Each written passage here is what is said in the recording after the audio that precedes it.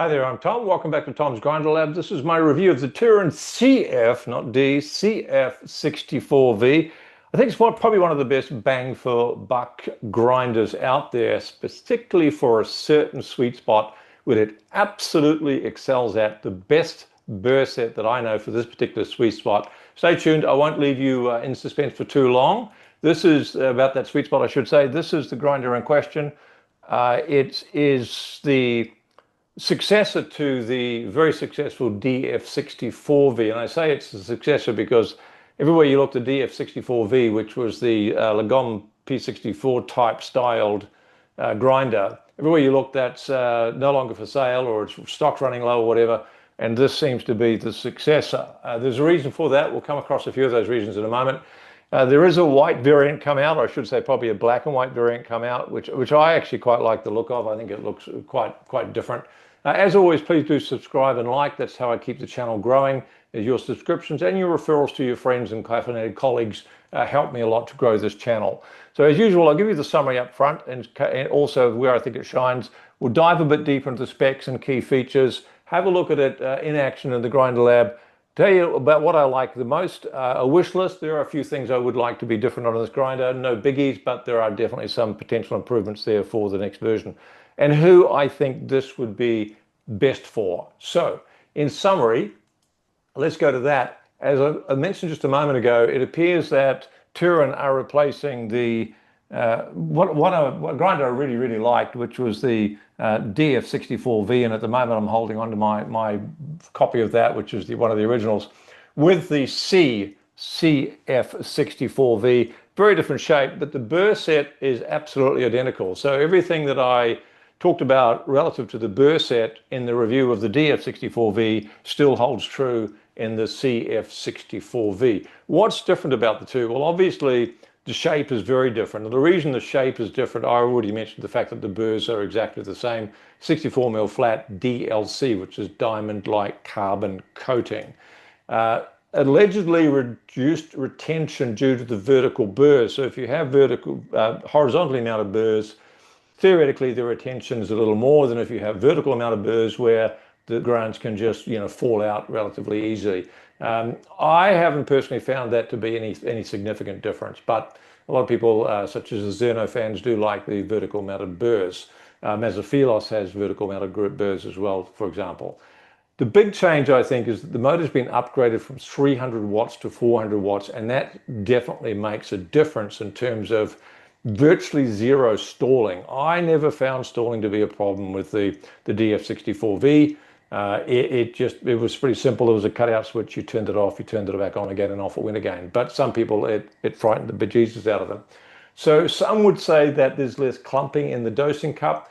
I haven't really paid close attention to it, but just off the top of my head sort of thing, I didn't notice much difference there. There is a slightly lower volume pitch noise. Now, the decibel reading is virtually like for like, but a big complaint with the DF64V is it wasn't a decibel like a sound volume. It was just that the pitch of that volume was kind of cuts through some people's brains, and kind of felt like they were going nuts. So this doesn't have that nearly to the same extent. It does have a little bit of a whiny pitch about it, but nothing major. In terms of noise, it's kind of average for grinders. It's not totally loud, like something like a Olympia Mocha SD. It's not like in that category, but it's not quite like a Eureka Silenzo either. But just your garden variety noise level. In terms of rating the burrs, I like to do this for light, for medium, for dark espresso, for filter coffee, workflow, and for value. So this is kind of the summary up front. You don't have to go to the end. I'll just walk you through this now. For light espresso, these burrs are not built for light espresso. I'm absolutely adamant about that. Others will vary their opinion on that. That's fine. But they don't bring out the clarity that you get in, say, a Lagom Casa burr or a Mazophilos I200D burr. So many of the burrs that are built for hybrid use, such as filter and espresso, are really built for light espresso and for filter, and both of them will give a lot of clarity in both those contexts. Really, the darker the roasters, the less fussy you have to be about the burr set, but it does make a difference. So Going to give it 4 out of 5 for medium roast. It gives plenty of body, that's the thing, and that's one of the things. You're either going to get body or you're going to get clarity. There's no burr that's going to give you both. One of the reasons I quite like medium light espresso is that you do still get some body, and you do sacrifice a little bit of clarity, of picking up different flavor notes for that, but I do like a bit of body in my espresso. I'm not a soup or a spro sort of person. I like it to feel a bit of mouthfeel, a bit of texture, if you like, a bit of depth to the viscosity of it. But this is where the sweet spot is. This is where it shines. In testing, oh man, must be like 70 different burr sets now, blind testing many of them one against each other, including the Burnham. This is the burr set that shines for milk espresso. If you're drinking 89% milk espresso, get yourself a CF64V or a DF64V for that matter. Same burr set as I said, and you will be delighted with how the coffee, chocolate, toffee, nut flavors punch through the milk, and that's what you need in the burr when you're going to have even a medium or a dark roast bean, but you're going to put milk with it. You need a burr set that is not offering you a lot of clarity, that is going to give you strength of flavor, not subtlety. So for anyone thinking of buying a Lagom Casa and putting milk with their espresso, don't do it. That burr set is superb for light espresso. What you want, you don't care so much about body, and you may want to also use it for filter coffee, which is also very good at. Do have a review on the channel somewhere for the Casa if you search for that. So therefore, for filter coffee, because we've got all that body doing a magnificent job of punching through the milk, it's not going to be great for offering clarity in filter coffee. And for me, with filter coffee, that's what I'm looking for. I'm looking for those fruity flavor notes coming through, being able to pick up a different flavor at the start to the middle to the end and so on. Very subtle stuff. And the burr set and the CF64V and DF64V is not built for subtle. It's built for strength. I'll give you the spectrum in a moment. Yes, and some do say I'm on it as well, the spectrum that is. Workflow, 4 out of 5. It's pretty darn good. It's not the best I've ever had, but it's pretty close to it. And value for money, well, we've got a lot of new entrants coming into the grinder market now. A lot of them are Chinese manufactured. Some of them are poor quality. Some of them are very good quality. And some of them are really going to be challenging Turin in terms of getting their price down a bit. But it's still good value because it's a well-built, well-designed, well-constructed grinder, which, you know, I'd be happy to have on my bench. And as I said, I will be keeping a burr set on my bench in the form of the DF64V, simply because I happen to have one already. Otherwise, it would be the CF64V for visitors when they come or when I want a milk coffee. So let's have a look at the spectrum I referred to. Now, I mentioned that every burr set, now always remember, it's the bean comes first. You can't get out of the bean what's not in the bean. Then the roast comes next. The roast level is going to determine whether you have a really strong in the cup experience or really subtle in the cup experience. So very light roast is going to give you that subtle experience, and a dark roast is going to give you that very strong experience. So what I like to do is show you where some other grinders land on the spectrum. You're not going to get any burr set. I talked about beans being number 1, roast number 2, light roast versus dark roast will end you up on a different end of the spectrum.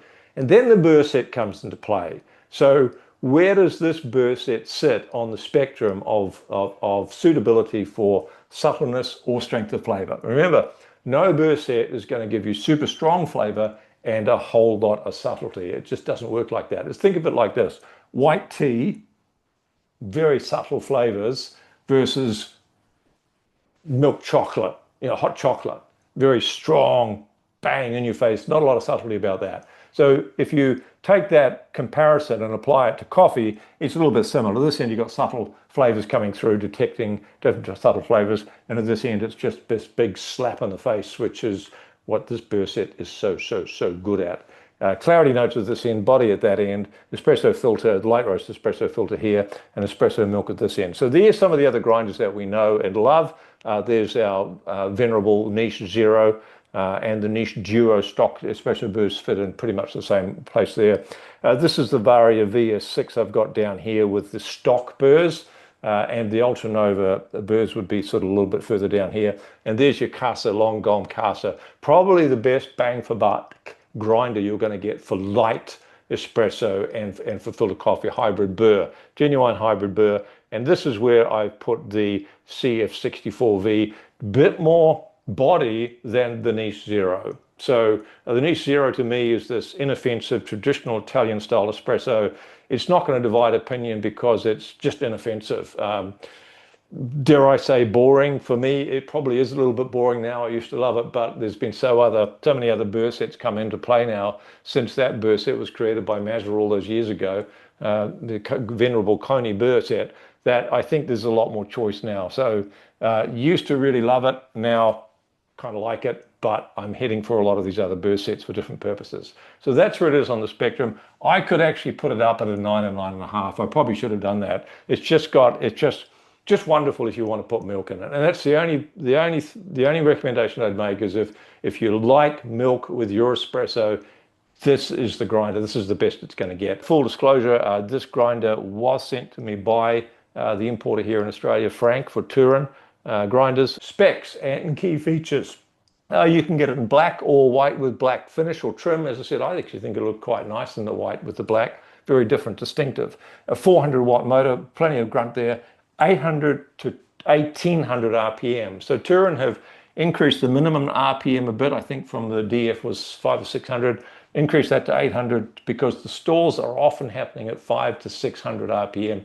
I haven't had a stall on this grinder at all, but they've also got it up to 1800 RPM, and boy, golly, if you want a quick grind, this baby delivers. Vertical burr mounts, 50 gram hopper capacity, pretty similar to the last version of the DF. Length, if you need to measure this for a cabinet, 220 mil long, 115 mil wide, and 365, including the bellows, high. 5.3 kilograms in weight, not too heavy, not too light. Good enough quality components. It's not a commercial grinder, or should not be used, I don't believe, in a cafe, even for light duties. It's for home use. It's a very good domestic home grinder, but you wouldn't use it like, say, a Mazda Filos or a VS6, a Vario VS6 in a cafe for light duties. It's for you at home if you're a lover of milk espresso. Let's go to the grinder lab and have a look at the grinder in action. First video here is I'm just showing you how fast this thing grinds at 1800 RPM. And I kind of messed up the stopwatch a little bit here. Oops, I better back out of the way here. So just lift the lid off the hopper, getting this clock ready to grind, but I forget to push the button. But you can tell from the video, I've timed it for you.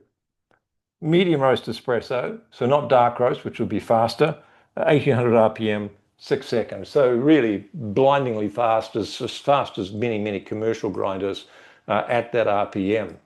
So let's go on and have a look at accessing the burrs for deep cleaning. I think this is an important subject. You need to be doing this once a month, or just put some grinder cleans through it. Forgive it's gone out of focus here because I got the tea towel on the way, but I'll get rid of that in a moment. So the front lid just pulls off, the cap pulls off, then you unscrew the dial, and then you just use an Allen key, a small Allen key, to take the 4 screws out of the corners of that front plate there.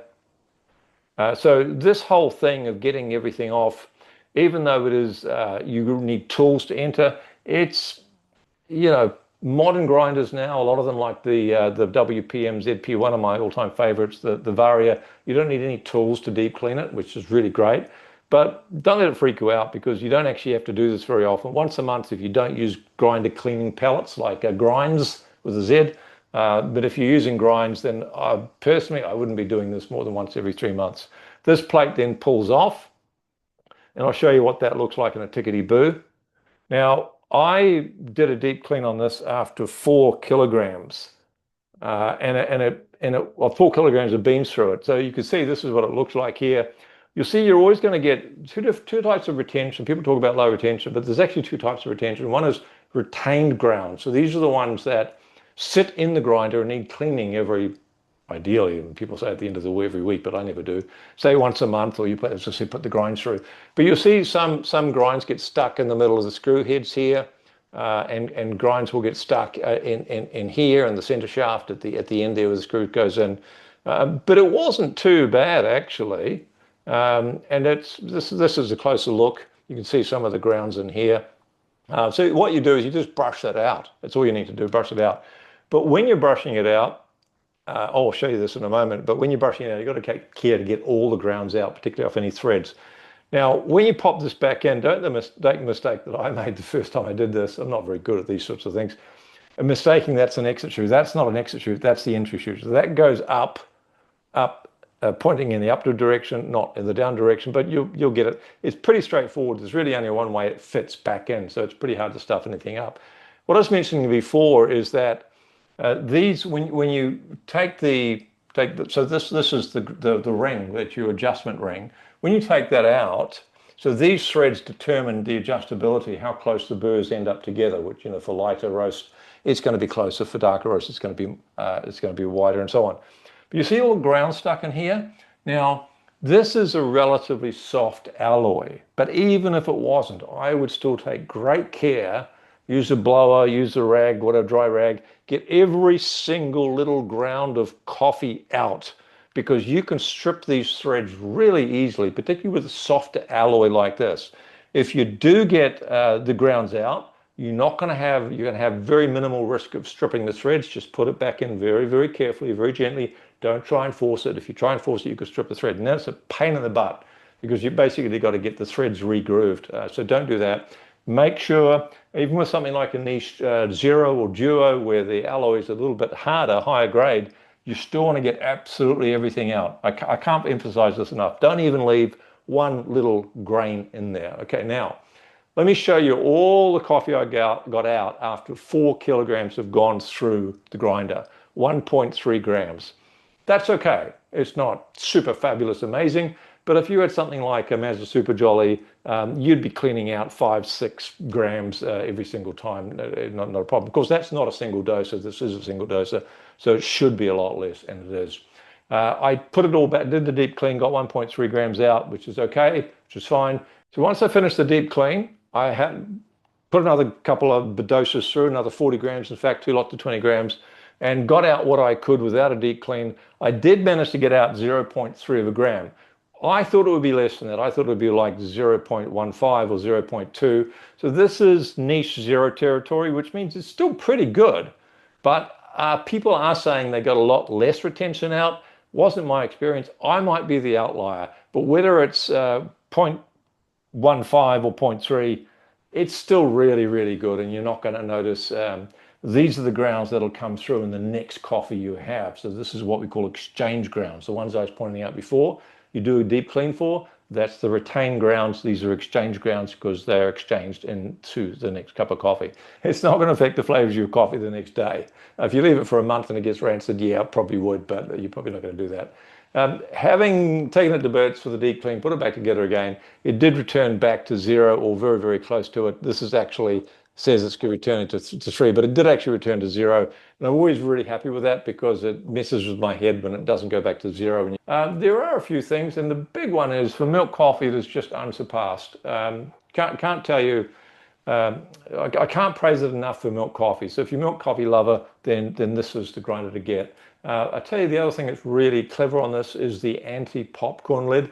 You can leave the bellows off. You can leave the lid off the top of the bellows. You can just have this thing here. I'll show you what it looks like. Probably should have put this in the grinder lab, but here I am. You'll see virtually nothing jumping out of here at all. There's some grounds that I had there from some other work I've been doing, but it just doesn't escape. And it's a very simple little anti-popcorning lid. Let me flick through and I'll show you what it looks like. It just pulls off. And yeah, forgive all the grounds in here, but it looks clean to the naked eye, but as soon as you take a photo, put some light on it, suddenly you see every little speck. But this actually works really well. There's these little plastic male parts here and the female, and it fits on really nicely. So that part is well designed and engineered. The other thing I'll say about this grinder is that once you've seasoned it, there's very little in the way of stray grounds. Now this is after half a dozen or so grounds, so you'll see a little bit up here. But it's I've got grinders like the WPM ZP1, the Vari VS6, which I really, really like. They all throw more grounds around than this thing does. So I think the anti-static system on this works really well. Now remember, you do have to clean them. So there's all the details there in the instruction manuals. Very not difficult to do that. But so you do have to clean it. And remember also that when you first start and you put the first 2 kilograms through, which I recommend you do with every grinder like this, a 64mm flat grinder, when you put it through, you're going to have a lot of static, and you're going to think, oh my God, I've got this grinder that's an absolute throws grinds everywhere. It settles down after about 1.5 kilograms of coffee having gone through there. It's got a very beautiful timber lid. This photo does not do it justice, but it's like a deep grain, and it's really very, very nice. So if you take the bellows off and you take the anti-popcorn lid off, which you probably wouldn't want to do, you could actually put the lid on there. But I wish that, well, I'll come to this, but I wish that you could just have the lid sitting on there without the bellows, because the bellows is not really, they're not very effective, either because, as I said, there's so little retention, they don't need them. But you really have to have the bellows sitting on there in order to get that nice lid sitting on top.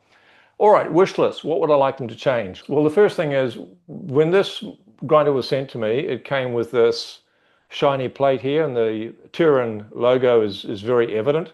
And I don't really like that in a product. I don't like having the logo blazoned all over t-shirts or whatever else, unless it's mine. So, but this does now come with a black, you can get a black cap for this, which I think looks a lot better. So not a biggie, but yeah, I would swap that out. And as I said, the white model, which has the black accents, does come with a white cap. So that's I think, a worthwhile improvement already. The clacker, completely and totally useless as far as I'm concerned. It's meant to knock, or it's the knocker or the clacker, it's meant to knock the chute a bit, so the last bits of grounds that are stuck in the chute might drop out. Doesn't seem to work as far as I'm aware. I do think the alloy on the dial, the thread here, I think it could be made of a stronger material. I think it's a little soft. Reminds me of the original DF64 and the original DF83 used very soft alloy. It reminds me of that. I would like to see that improved a bit, because it is a danger for people doing a deep clean. They unscrew this thing, they don't get all the grounds out, and you can strip the thread, and that's, as I said, a pain in the butt. The other thing is, I already mentioned this, but I would have liked to have seen this lid sit on the funnel without the bellows, but unfortunately it doesn't. So it's not a major, I mean, it doesn't look too bad with the bellows. I think the design fits in, it fits in pretty well. Which brings us to the last thing that I wasn't sure whether to put it in, my wish list or not. The shape I didn't like when I first got it. I thought it was incredibly boxy, and there wasn't a lot of contours to it. I really liked the DF64V, how they, let's face it, they copied the Lagom 64mm grinder. It was a very, very, very elegant looking thing. So this, by contrast, is very boxy. I have to say, it has grown on me in terms of its looks, and I do think probably the timber lid has helped a bit, but yeah, it's grown on me a bit, so not a biggie. You'll like it or you won't, one or the other. If you don't like the look of it, for God's sake, don't get it, because you have to look at it every morning when you're making coffee. For me, the milk coffee it produces would be worth it, even if I hated the look of it, which I don't. So who's it going to be best for? Well, I guess the first part of that's pretty evident already, but if you like a good value durability type grinder, if you're a mid-tier aspirant, maybe you've got a Greville Smart Grinder Pro, or you've got a hand grinder or something, and you want to step up a bit, this is what I would call a mid-tier grinder. If you're a lover of medium dark espresso, and particularly if you like adding milk, then this is for you. I hope that helps you in your purchasing decision.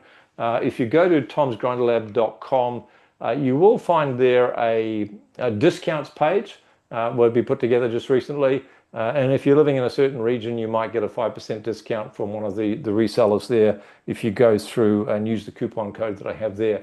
I'll put a link to that underneath the video. In the meantime, if you have questions, just post them in the chat. I do always do my best. I very often miss them, but I do my best to hop in there every now and then, particularly when a video is first posted, and and answer your questions. Make sure you get your digital butt over to tomsgrinderlab.com. Have a look at the discounts page. Have a look at the Espresso Troubleshooting and Optimizational Guide. Stay caffeinated in the meantime, and I'll look forward to seeing you at the next video. Cheers.